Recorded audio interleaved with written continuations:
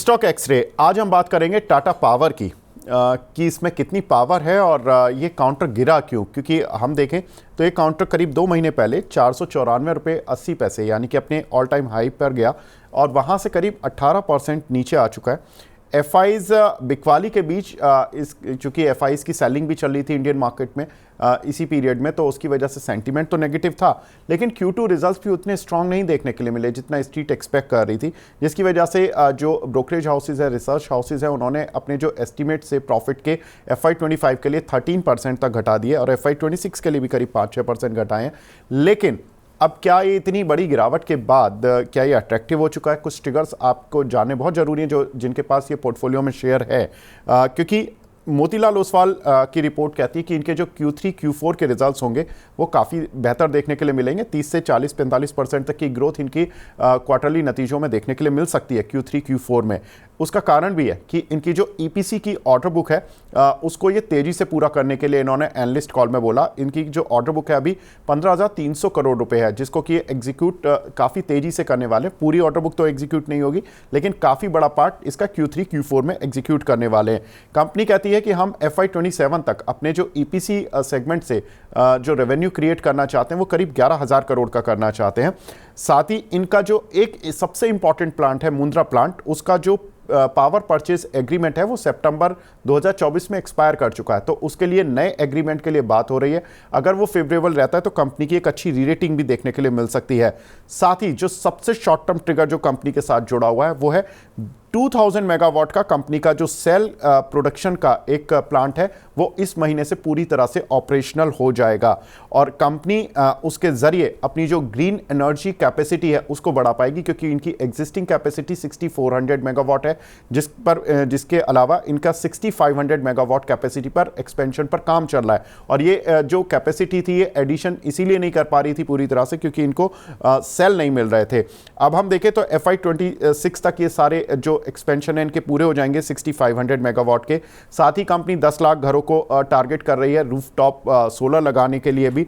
साथ ही कंपनी का जनवरी में 1000 मेगावाट का पंप स्टोरेज प्रोजेक्ट भी शुरू होने जा रहा है। तो ये कुछ एक इमीडिएट ट्रिगर है। तो सेल प्रोडक्शन जो कि इसी महीने से पूरी तरह से ऑपरेशनल हो रहा है, साथ ही इनका जो पंप स्टोरेज प्रोजेक्ट है वो जनवरी से शुरू हो रहा है। PPA मुंद्रा पावर के लिए जिस पर बातचीत चल रही है जल्दी साइन भी हो सकता है। Q3 Q4 के रिजल्ट्स पॉजिटिव देखने के लिए मिल सकते हैं क्योंकि इनका इंजीनियरिंग जो प्रोक्योरमेंट बिजनेस है वहाँ से इनके करीब ऑर्डर तेज़ी से एग्जीक्यूट होने वाले हैं।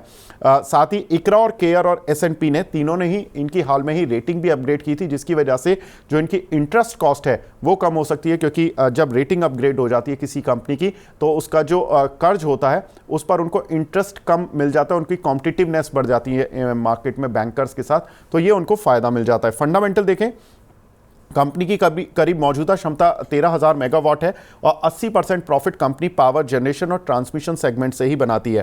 तो यहाँ पर जब EPC सेगमेंट और बड़ा हो जाएगा तो यहाँ से कंपनी का रेवेन्यू और जंप होगा।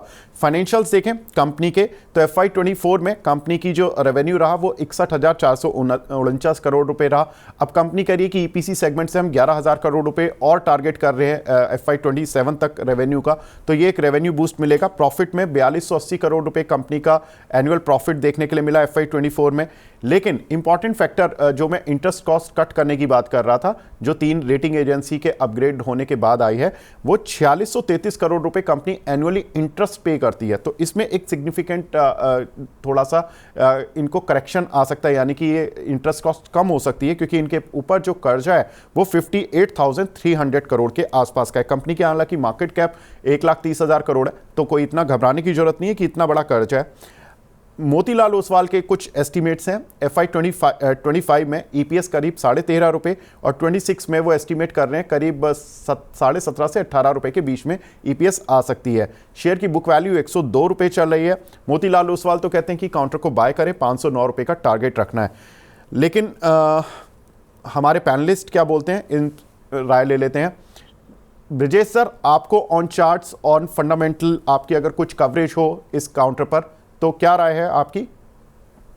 विवेक, मुझे लगता है कि डेफिनेटली लॉन्ग टर्म बेट इसमें काफी पॉजिटिव है, तो इसमें मुझे कोई डाउट नहीं है। बट देन अगर आप 1 या 2 क्वार्टर्स की बात करें तो थोड़ा मुझे लग रहा है जिस हिसाब से मंथली चार्ट पे जो एक डिस्ट्रीब्यूशन देखने को मिला है, टेक्निकल्स में अगर आप देखो तो एक आरएसए पे नेगेटिव डाइवर्जेंस भी देखने को मिला है। तो ये हो सकता है कि थोड़ा पुल बैक रैली आ सकता है, बट देन डायरेक्शनली इसमें मुझे लगता है 50-60 पॉइंट और पॉइंट्स का और करेक्शन इसमें ड्यू है।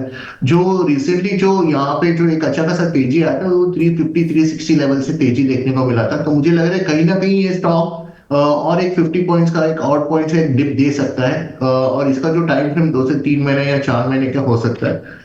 जब भी ये 350-360 के आसपास आता है तो मुझे लगता है किसी को एवरेज करना है या फिर नया उसमें लॉन्ग्स ऐड करना है, तो वो एक लेवल सही रहेगा। अभी जो जिस हिसाब से मंथली देख रहा हूँ, मुझे डेफिनेटली लग रहा है कि थोड़ा साइडवेज पुल बैक और ये होने के बाद और एक आने वाले दिनों में एक 50 पॉइंट का करेक्शन देखने को मिल सकता है। तो वो उतना फिल्ट्रेशन करके चले। अगर वो किसी को अगर वो 50 पॉइंट्स में नहीं इतना इंटरेस्टेड है तो फिर डेफिनेटली करंट प्राइस में भी ले सकते हैं। बट टेक्निकली मुझे लग रहा है कहीं ना कहीं वो एक 50 पॉइंट का और करेक्शन आ सकता है, उसके बाद इसमें हम नया फ्रेश या तेजी की ढूंढना चाहिए। जी प्रणीत सर, आपका क्या मानना है इस काउंटर पर? Sir please unmute your mic sir. आपको मेरी आवाज आती हुई आवाज आ रही है? या प्लीज। देखिए, जैसे कि आपने बताया कि फंडामेंटल्स में कंपनी के कुछ खास ऐसी दिक्कत है नहीं, फ्यूचर प्रोजेक्शंस भी काफी, मैनेजमेंट गाइडेंस भी काफी अच्छी आती हुई दिखी है। तो मुझे ऐसा लगता है कि स्टॉक डेफिनेटली ये कभी pull back rally after decent correction आती हुई थोड़ी बहुत दिखी है, बट सही लेवल्स इसमें बाय करने के मुझे लगता है अगर वीकली चार्ट्स पे भी आप बात करें तो वीकली चार्ट्स पे रफली 375 से 380 के लेवल्स काफी अच्छा एक सपोर्ट जोन बन रहा है। मुझे ऐसा लगता है 375 से 380 लेवल्स की तरफ अगर ये जाता हुआ वापस देखता है तो वहां पे फ्रेश ऐड करने की काफी अच्छी सलाह रहेगी फॉर रफली अ टारगेट ऑफ अराउंड 480 490, जो मुझे लगता है अक्सर 6 से 9 महीने के अंदर यहाँ पे स्टॉक पे देखने को मिल सकते हैं। और पावर एज अ सेक्टर भी अगर आप बात करें तो ओवरऑल काफी ज्यादा पॉजिटिव है, काफी ज्यादा अच्छा गवर्नमेंट का भी उस पर फोकस है। तो मुझे ऐसा लगता है इस पर्टिकुलर स्टॉक में कोई भी दिक्कत नहीं है। 375 380 के लेवल्स पे आते हुए दिखे तो फ्रेश ऐड करें for 480 490 levels with all disclaimers intact.